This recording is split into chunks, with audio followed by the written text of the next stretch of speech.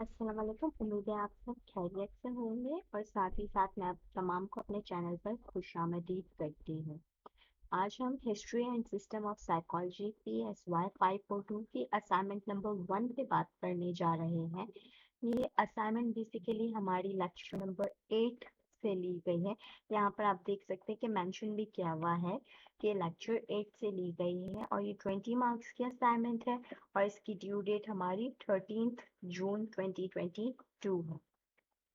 अब लेक्चर 8 से ली गई है तो इसमें आपके पास हैंडआउट्स में भी अवेलेबल है।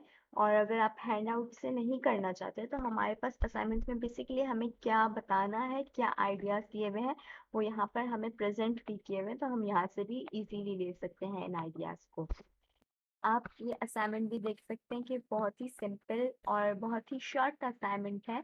इसमें आपको अपनी रियल लाइफ एग्जाम्पल्स के थ्रू बताना है। इस पे हम अभी चलते हैं, बात करते हैं, लेकिन इससे पहले हम अपने हैंडआउट्स भी देख लेते हैं कि लेसन नंबर 8 जो एसोसिएशनिस्ट जो आपके हैं उन्हीं में से लिया गया है। जो यहाँ पर आप देख सकते हैं लेसन नंबर 8 और एसोसिएशनिस्ट जितने हैं। इससे पहले भी आप लोग के हैंडआउट में दो और एसोसिएशनिस्ट के बारे में बात कर चुके हैं और वो भी ब्रिटिश वाले। और ये जो डेविड ह्यूम है ये हमारे पास थर्ड है। और असाइनमेंट में जिसकी बात की है वो भी इसी की बात की हुई है, डेविड ह्यूम, जो कि हमारे थर्ड ब्रिटिश है यहाँ पर इसमें। अच्छा, इनके डिफरेंट आइडियाज बताए हुए हैं, आप यहाँ से पढ़ सकते हैं डेविड ह्यूम से लेकर और यहाँ तक मोरल फीलिंग्स तक। तो आपको पता चल जाएगा इनके क्या आइडियाज थे। हमें सेम इसी पे असाइनमेंट में बात करनी है, तो चलिए हम आपसे असाइनमेंट 5 पे चलते हैं।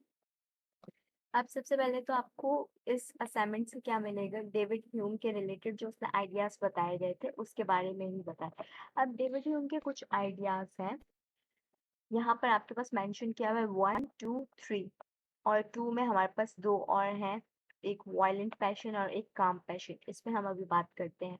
तो हमें ये आइडियाज प्रेजेंट किए गए, अब हमें इन्हीं आइडियाज को लेते हुए अब यहाँ पर रियल लाइफ एग्जाम्पल्स देनी है। आपके पास यहाँ पर आइडियाज दिए हुए हैं कि डेविड ह्यूम का कौन सा आइडिया लिया हुआ है। अब यहाँ पर आपको रियल लाइफ एग्जाम्पल देनी है, खुद से रिलेटेड आपका कोई पर्सनल एक्सपीरियंस हुआ हो या इस रिलेटेड कोई भी आपको एग्जाम्पल देनी है। अब आपको एग्जाम्पल जो देनी है वो दो एग्जाम्पल देनी होंगी। अगर यहाँ पर वायलेंट पैशन है तो इसमें भी दो आपको एग्जाम्पल्स देनी होंगी। इसी तरीके से आपको हर एक में जो भी आइडियाज है उसकी एग्जाम्पल्स दो दो देनी होंगी, यानी यहाँ पर दो एग्जाम्पल, यहाँ पर दो एग्जाम्पल, यहाँ पर दो और यहाँ पर दो। और आपका ये जो एक आइडिया है वो 5 मार्क्स का पर मुश्तमिल है, तो आपका टोटल मिला के ये 20 मार्क्स हो जाएंगे, यानी कि 5 10 15 एंड 20। तो इसी तरीके से आपको दो दो एग्जाम्पल्स देनी है। तो चलिए अपने आइडियाज पर चलते हैं। सबसे पहले डेविड ह्यूम का आइडिया क्या था कि purpose of knowledge is to facilitate life, यानी कि जो नॉलेज है, अब मैं आपको यहाँ पर रियल लाइफ एग्जाम्पल के रिलेटेड ही समझा रही हूँ, तो आप लोग इससे अपनी एग्जाम्पल लिखेंगे। यकीनन हर कोई अपनी अलग अलग पर्सनल लाइफ से जो आप लोग की होगी, जो आपने एक्सपीरियंस किया होगा उस पर लिखेंगे, लेकिन जो बेसिक आइडिया है वो क्या होना चाहिए कि जो नॉलेज है, आपका नॉलेज सिर्फ नॉलेज की हद तक नहीं होना चाहिए। ये किसी आपकी लाइफ में आपकी हेल्प करे, इस नॉलेज का कोई पर्पस होना चाहिए। सिर्फ आपकी ही हेल्प नहीं करे, यहाँ तक कि दूसरों की भी हेल्प करे इस नॉलेज से। और इस नॉलेज का आपकी जिंदगी में कोई पर्पस होना चाहिए। पर्पस यानी कि कोई मकसद होना चाहिए, कोई गोल होना चाहिए। गोल तो हम खैर ऐसा सच नहीं कहेंगे, मगर कोई मकसद उस नॉलेज का होना चाहिए जिससे आप दूसरों की भी हेल्प कर सके और अपनी भी हेल्प कर सके, वो आपकी जिंदगी में फैसिलिटेट कर सके। अब यही आइडिया आपको यहाँ पर भी बताया हुआ है, आप देख सकते हैं अपने हैंडआउट्स में के रिलेटेड, नॉलेज के रिलेटेड किस तरीके से बताया हुआ है यहाँ पर। और इसी बात को यूटिलिटेरियन भी कहा जाता है अप्रोच। आप यहाँ पर पढ़ भी सकते हैं कि Hume believe that purpose of knowledge is to facilitate life, यानी कि यही आइडिया है और ये हमारा यूटिलिटेरियन अप्रोच कहलाता है। अब आप लोग को जो अपनी एग्जाम्पल लिखनी है वो आप लोग किस तरीके से लिखेंगे, यहाँ पर आपको बताया हुआ है, which knowledge must serve life and it must has a purpose, कि यानी कि वो आपकी जिंदगी को में कोई पर्पस रखता हो। आपको ऐसा कुछ बताना है अपनी रियल लाइफ एग्जाम्पल से। तो आप कुछ भी सोच सकते हैं कि आपने कुछ ऐसा सीखा हो और उस चीज़ का बहुत ही ज़्यादा उस नॉलेज का कोई बहुत ही ज़्यादा अच्छा मकसद हो और वो आपने सिर्फ़ खुद तक नहीं रखा हो, दूसरों को भी सिखाया हो।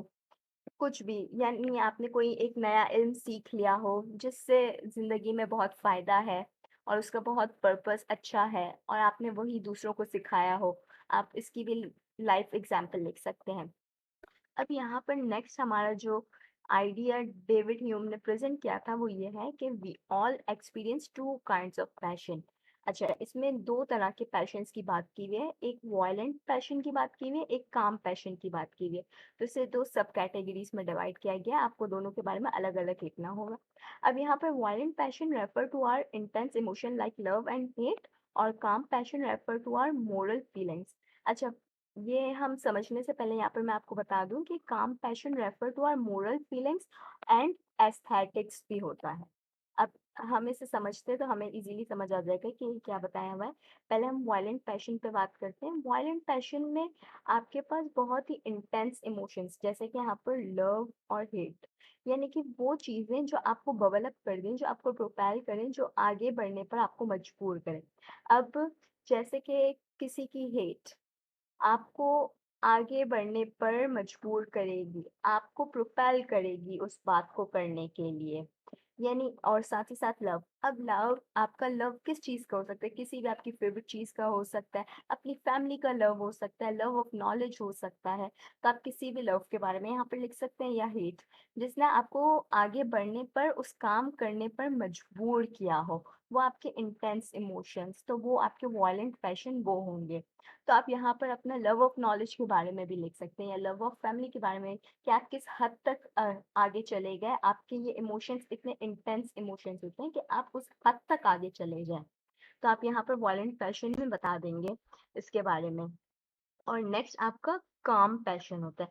काम पैशन में यहाँ पर मोरल फीलिंग्स लिखा हुआ है। मोरल फीलिंग्स आप ऐसे भी लिख सकते हैं कि सही और गलत के दरमियान का फर्क समझना या आपको पता चला हो, वो मोरल फीलिंग्स। तो जिसकी वजह से काम, एक सुकून का माहौल हो जाता है। एक वायलेंट है तो उसका ऑपोजिट क्या होता है? काम, यानी कि सही गलत और उसके रिलेटेड अच्छी आदत वगैरह, ये मोरल फीलिंग्स हो जाती है। और साथ ही साथ मैंने आपको पहले जैसे बताया यहाँ पर एस्थेटिक्स होगा।